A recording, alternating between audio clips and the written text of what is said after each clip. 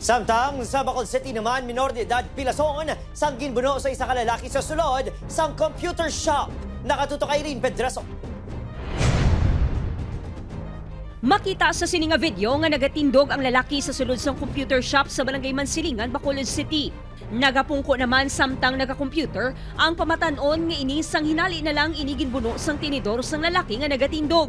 Nagtingwa pang biktima nga managang, apang ginpalapitan pagid sang suspek.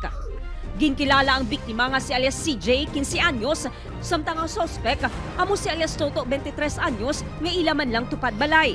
Nakibot na lang kung may gagrinahod sa babaw. Nagdalagan ko, pagdalagan akon, nagambal si Rolly ni tapad namon. Nya ato na to ang gilagas na to ang nagbuno sa kay CJ alin sa computer. Dalagan ko to ato sa babaw, ma'am. Nya nayari ko din ay gaybisan ako na ano kan nya bunan ko paglantaw ko, ma'am, gutulo ang dugo sa ulo. Gilayon gidala si CJ sa ospital. Suno sa sultirito nga biktima.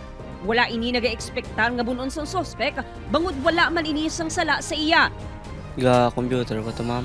Tapos gulpe na sa nagsulot daw lain tulak sa samon bala. Galantal sa likod ko. Kadiduga gimunoy ako din sa ulo.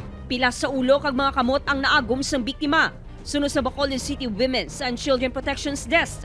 Ginpahayag may problema sa paminsaro ng suspek. Wala man tayo mapakita na may diferensya sa paminsaro ng iya bata. Pero dapat ipa-check up kita nila para makabulig man sa bata.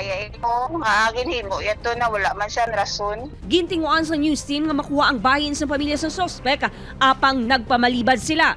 Ginsabat naman sa pamilya sa suspek ang pagpabulong sa biktima kag hindi na magpasaka sang kaso. Upod kay Reynald Casino, Irene Pedraso. 1 Western Visayas.